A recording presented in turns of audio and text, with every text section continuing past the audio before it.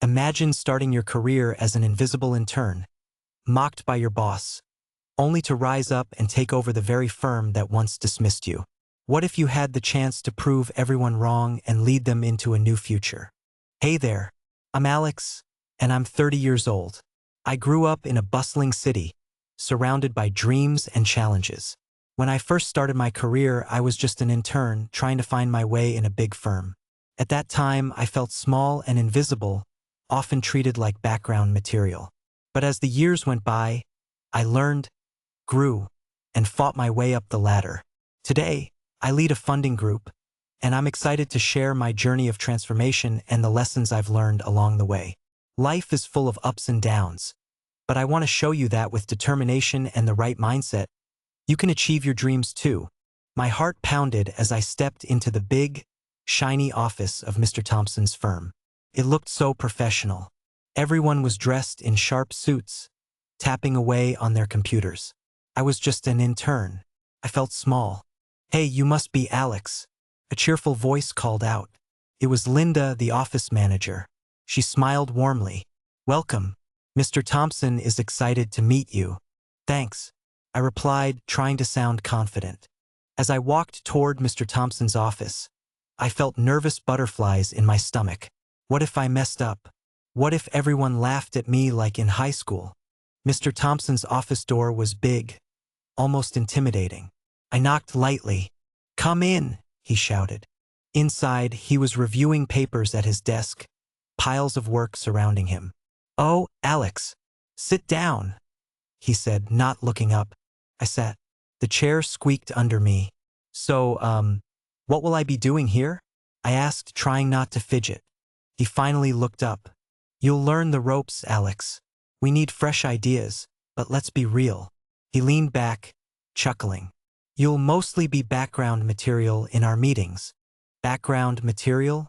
My cheeks burned. I felt like the room was closing in. At that moment, 3 clients walked in, laughing and joking. I shifted uncomfortably in my seat. One of the clients, a stern-looking man, said, "Is this the new intern?" "Yes." Mr. Thompson grinned. "Just a bit of background material right now." Everyone burst into laughter. The sound echoed in my ears. I forced a smile, but inside, I felt crushed. Why would he say that? Was I really just invisible? My cheeks grew hotter. "Background material?" I murmured to myself. "That's all?" The clients continued to laugh, but I felt alone. I glanced around, hoping to find support, but everyone seemed busy. I could feel my heart sink. "Don't worry, Alex," Linda whispered as she walked by. "It gets better. Just show what you can do." "Yeah, right?" I said under my breath. Did they even see me? After the meeting, I walked to the break room. I needed a moment to breathe. I poured a glass of water, my hands shaking. How could I let Mr. Thompson's words affect me like this? "Hey, are you okay?" Linda walked in and noticed my face. "You seem upset. Did you hear what he said?" I blurted. "I'm just background material. Like I don't matter at all." "Alex, he didn't mean it like that. He's just old school," she explained. "You'll find your place." "Will I?" I asked, doubt creeping in. "Of course. Just give it some time. Everyone goes through this." She smiled. "You're brave to take this internship in the first place." I took a deep breath, feeling a bit better. "Thanks, Linda." As I stepped out of the break room, I remembered my reason for being here. I wanted to learn and grow. I wasn't just background material. I had dreams and ideas. I took a deep breath. Today wasn't the end. It was just the beginning. I burst through the front door, my heart still heavy from what happened at the firm. I dropped my bag on the floor. "Hey, Alex, how was your first day?" My brother David called from the living room. "It was not great," I replied, trying to hold back tears. Sarah looked up from the couch. "What happened?" I slumped down beside her. "Mr. Thompson called me background material in front of the clients." They all laughed. I felt so embarrassed. "Oh no," Sarah said, her eyes wide. "That's awful. Did he really mean it like that?" "I don't know." Felt terrible. Everyone laughed. I wanted to disappear, I said, feeling the sting in my eyes. David leaned forward, brows furrowed. Okay, Alex, let's think about this. Maybe he didn't mean to hurt you. What if it was just a joke? A joke? I snapped. It wasn't funny. It felt like I don't matter at all. Okay, I get it, David said, raising his hands like he was trying to calm me. But think about it this way, you have this chance to learn. Use it. Pay attention. See what you can pick up. Yeah, right. Easy for you to say. I huffed. You weren't the one who sat there like a statue. Sarah shook her head. Look, Alex, maybe you are overreacting just a little. Sounds like he's a tough boss, but not a bad one. Give it time. Time? How much time? I replied. What if it never gets better? Just try to stay quiet and observe for a bit, David suggested. You'll figure out how the office works. See what other people do. Like a spy, I joked weakly, trying to lighten the mood. Exactly. You can be like a little shadow in your own internship, David said, smiling. And when you're ready, you can shine. I couldn't help but smile back. A shadow, huh? I'll take that over being background material any day. Sarah tapped my shoulder. And remember, you're not in this alone. We're here for you. You're strong, Alex. Don't ever let anyone tell you otherwise. I sighed. Yeah, I guess. It just feels so unfair. I want to be seen, not hidden in the background. You will be, David said. Just keep working hard. Show them who you are. What if they don't look? I whispered, doubt creeping back in. They will, Sarah assured me. You're talented. Focus on learning, and they'll notice you in no time. I nodded, feeling a little better. Okay, I'll try to be a shadow, for now.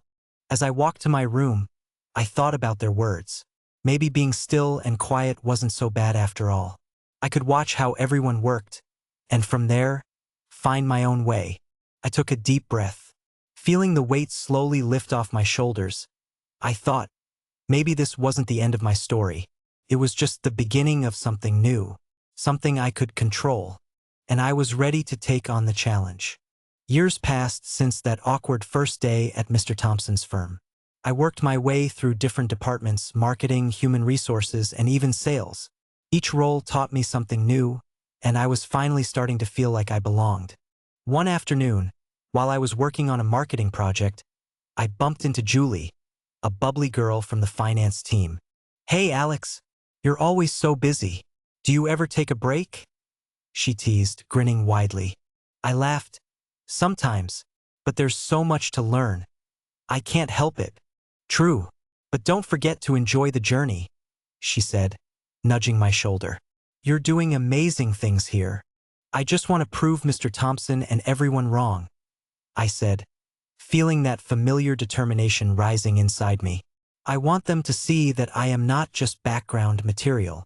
Julie nodded, her eyes sparkling. You're way past that, Alex. You've got skills. You should aim higher. Higher? Like what? I asked, confused. Your own project. Pitch your ideas, she suggested excitedly. I can help you prepare. We'll make it awesome. I stared at her, feeling a rush of excitement, then fear. But what if they laugh? What if Mr. Thompson shoots it down? They might, but you'll never know unless you try, Julie replied, determination shining in her voice. You've come so far. No more hiding in the shadows. Her words sunk in. I thought about the countless hours I'd spent working, the late nights studying reports, and learning from my coworkers. Each role had shaped me. Okay, I said slowly, my heart racing. I'll think about it. Great. Let's grab lunch tomorrow and brainstorm, she said, almost bouncing on her feet. As I walked home that night, a new spark lit inside me. I could aim higher.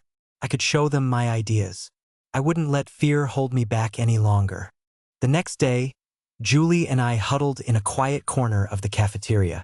So, what's your big idea? She asked, leaning in closer. I was thinking about a campaign to highlight our recent successes. Show how we're making a difference, I explained, excitement bubbling inside me.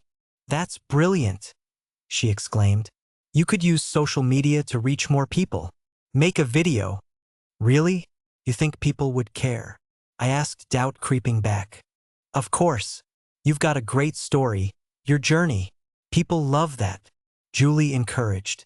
Just then, I spotted Mr. Thompson at the far end of the cafeteria. He was laughing and chatting, just like he did at my first meeting. My stomach twisted. Alex, focus, Julie said, gently pulling my gaze back. This is your moment. Don't let him steal your shine. Taking a deep breath, I nodded. You're right. I won't let his words hold me back anymore. With Julie by my side, I felt my worries fade. I spent the rest of lunch brainstorming. Ideas flowed like a waterfall, each one building my confidence. As I left the cafeteria, I felt different, stronger. I was no longer just a shadow. I was ready to step into the light and show everyone my true self. And somehow, I knew I would make Mr. Thompson see me. At 30, I had climbed a long way up the corporate ladder. I was leading a funding group, the proudest moment of my career. My phone buzzed incessantly at my side, and I grabbed it excitedly. Hey Alex, have you heard the news about Mr. Thompson's firm? Julie's voice came through, filled with both excitement and concern. What news? I asked, curiosity bubbling up. They're looking to sell. We could acquire it, she exclaimed. Acquire it? Are you sure? I asked, my heart racing. The thought of owning the firm that once made me feel so small was overwhelming. Yes, this could be a huge opportunity for us, Julie replied, her enthusiasm contagious. I felt a swirl of emotions, excitement mixed with apprehension. But it's Mr. Thompson's firm. Wouldn't he just laugh at the idea? Not now. You're not just Alex the intern anymore. You're Alex the leader. You have the skills and support. This is your chance to show that you can run things, she encouraged. Right? But what if I fail? I replied, fear gripping me. You won't fail. You know how he operates. Use that knowledge, Julie said firmly. As I paced my office, I remembered my first days in that building, the laughter, the embarrassment, and then the growth. Could I really step into Mr. Thompson's shoes? Okay, I finally said. Let's set up a meeting with the partners. The decision felt monumental. Each step toward that meeting brought a mix of excitement and fear. I could gain control, but would I lose a part of myself in the process? The day of the meeting arrived. My heart thumped loudly in my chest as I walked into the spacious conference room. All eyes turned to me when I stood up to present. Thank you, everyone, for coming today. I'm here to discuss an opportunity to acquire Mr. Thompson's firm, I said, my voice shaking slightly. There were murmurs around the table. Doubt flashed in some of their eyes, but I pressed on. I've spent years understanding how this business operates. This acquisition could mean new beginnings, and a chance to create an environment where all employees thrive. A place where nobody feels like background material, I added, determined to show them I was serious. What makes you think we can succeed where Mr. Thompson hasn't? One partner asked, raising an eyebrow. Because we understand the importance of every team member. We know how to connect work to passion, I replied, feeling fiery conviction rise inside me. We will change the culture and bring in fresh ideas. The room was silent, my heart thudding heavily as I waited for feedback. I like your energy, Alex, another partner said finally. But it's a big risk. I laughed nervously. All great rewards come from risks. If we don't try, we'll never know. With that, I felt a wave of confidence wash over me. I was no longer that shy intern, but a leader ready to make a difference. After the meeting, Julie walked up to me, her eyes shining. You did amazing. I could see the determination in you. I believe in this. Thanks, Julie, but I still feel nervous, I admitted. Just think about all you've achieved. You've worked so hard for this moment, she encouraged. I know. It's just, I'm terrified of failing. What if I end up proving Mr. Thompson right? I asked, my fears creeping back. Not a chance. You're going to turn this into something incredible, she reassured me, squeezing my arm. As I drove home that evening, My heart raced. Excitement danced in my chest, but doubt loomed above me. Could I really pull this off? I decided that no matter the outcome, I would face it head-on. After years of proving myself in various roles, it was time to take this leap. I wouldn't let fear hold me back. Tomorrow, I would take that step forward. I wanted to own my destiny, and this was my chance. The acquisition process turned out to be tougher than I had imagined. It felt like we were climbing a steep mountain, and each challenge we faced was a rock sliding down the slope, making our climb harder. Alex, we need another financial report by end of the week. The partners want to see everything detailed, Julie said one evening, her brow furrowed with worry. Another one? We just submitted one. I groaned, fatigue settling into my bones. I know, but this is important. We can handle it, she replied, her voice filled with determination. We were in the conference room late at night, papers scattered everywhere, coffee cups piling up. The clock ticked, and the dim light made everything feel heavier. All right, I said, feeling a spark of energy. Let's break it down.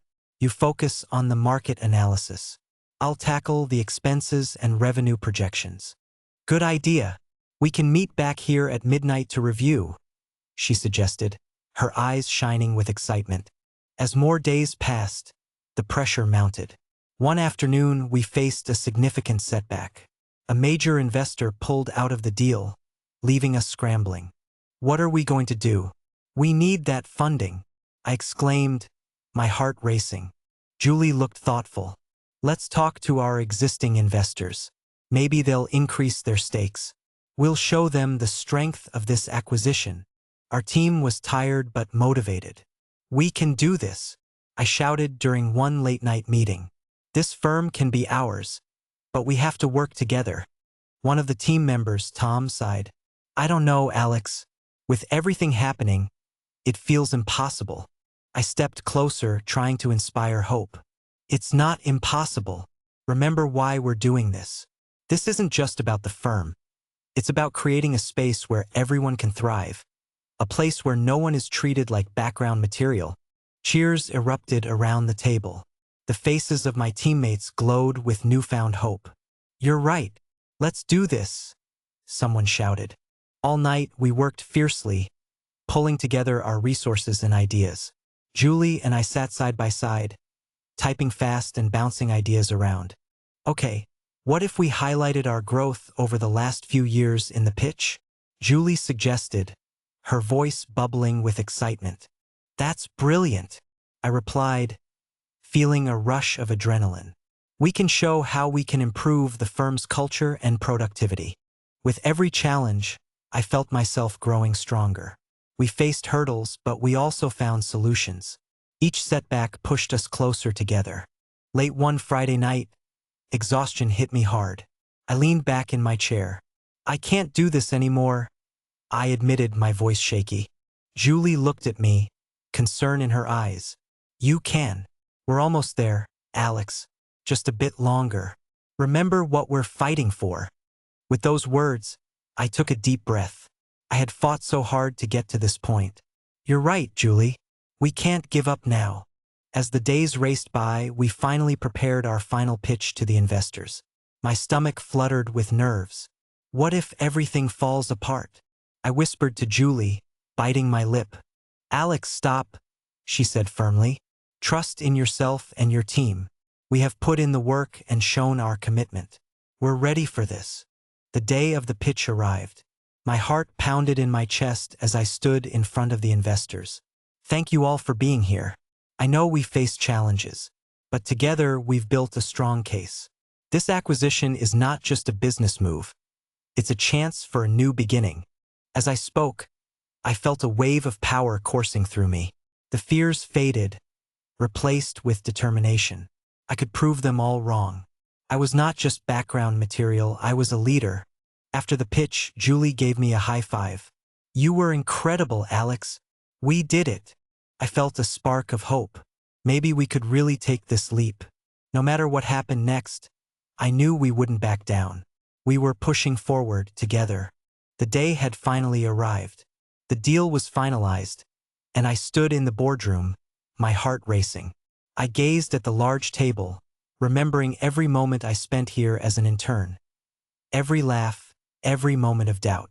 "Take a deep breath, Alex," Julie whispered beside me. She looked nervous too, her hands slightly shaking. "You've got this." "Thanks, Julie," I replied, attempting to hide my anxiety. I felt a whirlwind of emotions, a mix of excitement, anxiety, and even a bit of fear. This was the moment I had worked toward for so long. The door opened, and I straightened up, taking a deep breath. Mr. Thompson walked in, his features stoic. He looked just as I remembered, sharp suit, serious expression.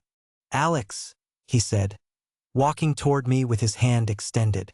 "Congratulations on your acquisition. I hope you value the firm as much as I have."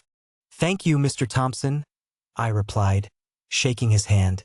But inside, I felt something else entirely. Did he really think I would just take this lightly? He released my hand and surveyed the room, as if examining a piece of art for flaws. "It's important to keep up the traditions I set in place." I swallowed hard.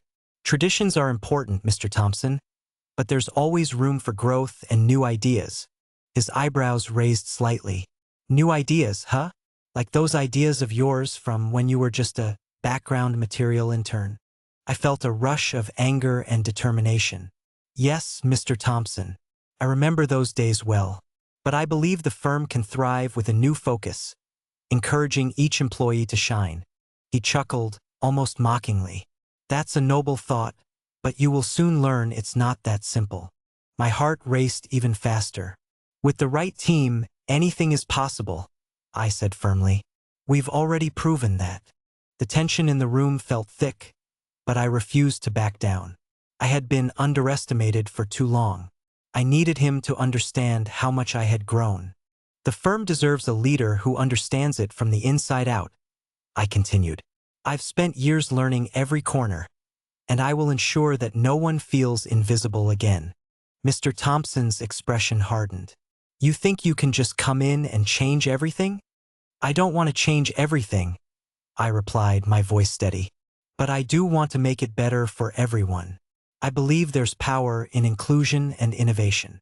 Bold words, Alex, but actions speak louder than words. "I hope you know what you're getting into," he said coolly. "I do, and I'm ready for the challenge," I said, my determination shining through. There was a moment of silence, and I could feel my heart thumping loudly in my chest. I had faced my fear, faced him. This was my moment. "Don't underestimate me, Mr. Thompson," I said, meeting his gaze directly. "This firm is in good hands." He nodded slowly, a look of respect flashing in his eyes. It was small, but I noticed. "All right then. Good luck, Alex. You'll need it." "Thank you," I replied firmly, feeling a rush of accomplishment. As he turned to leave, I realized it was actually happening. I had climbed the mountain from being just an intern to the leader of this firm. I felt Julie's hand on my shoulder. "You did it, Alex. I'm so proud of you." A smile spread across my face. "Thanks, Julie." I finally stood my ground. As I took a deep breath, something shifted inside me. I was ready to lead, to inspire, and to make sure everyone had a voice. This was just the beginning. The boardroom felt charged with nervous energy as I sat across from Mr. Thompson. Today wasn't just another meeting. It was a pivotal moment in my journey. I took a deep breath and glanced at the termination letter I held in front of me. "Why are we here, Alex?" Mr. Thompson asked, his voice calm but slightly skeptical. "I wanted to talk about your role with the firm," I said, feeling my pulse quicken. "Things have changed since I took over. I want to make sure we're heading in the right direction." He raised an eyebrow. "What direction is that?" I slid the termination letter across the table, meeting his gaze head-on. "The direction of growth, understanding, and kindness. What you brought to the firm won't work for us anymore." Mr. Thompson looked surprised, his eyes narrowing slightly. "Are you serious?" "More than ever," I replied, my voice steady. "You've built something here, but I believe it's time to close that chapter. We need to build a new future." He picked up the letter, flipping it over in his hands. You think you can just dismiss my years of loyalty and hard work? It's more than that, I said, feeling a mix of sadness and determination. This isn't personal, but you led in a way that left many feeling unseen. I've worked hard to change that, and I need a different vision moving forward. His expression shifted from surprise to anger. And you think you have the right to fire me? I took a deep breath. Yes, and you should know, Mr. Thompson, that I learned a lot during my time working under you. I saw how to build a strong team and how not to. He stared at me, perhaps for the first time seeing the person I had become. You've grown up, haven't you? I have, I replied, feeling proud of my journey. I've learned from the situations I've been in, but this decision is about the future, not the past. Take notes, I added firmly, watching as his expression shifted once more. I felt a rush of closure. This wasn't just about terminating his position. It was about standing up for everything I believed in. I wanted to make sure everyone in the company felt valued and heard, something I had always longed for myself. So, this is it? He asked quietly, his bravado slipping away. Yes, I said, feeling a strange sense of accomplishment wash over me. It's time for a new chapter, one that encourages every voice in this firm. The tension in the room thickened. I could feel my heart pounding, and suddenly it all felt surreal. This was it, the moment I had dreamed of for so long. I had come so far from being that nervous intern who felt invisible. I hope you find what you're looking for, Alex, he said finally, a hint of respect in his tone. Thank you, I replied, feeling a mix of relief and sadness at the same time. I genuinely wish you the best, but I won't look back. As Mr. Thompson stood up to leave, I felt a sense of closure wash over me. I had transformed through this journey, from a background material intern to the leader of a firm. Alex, he said one last time, you were always more than I thought. Thank you. Take care, I said, smiling slightly.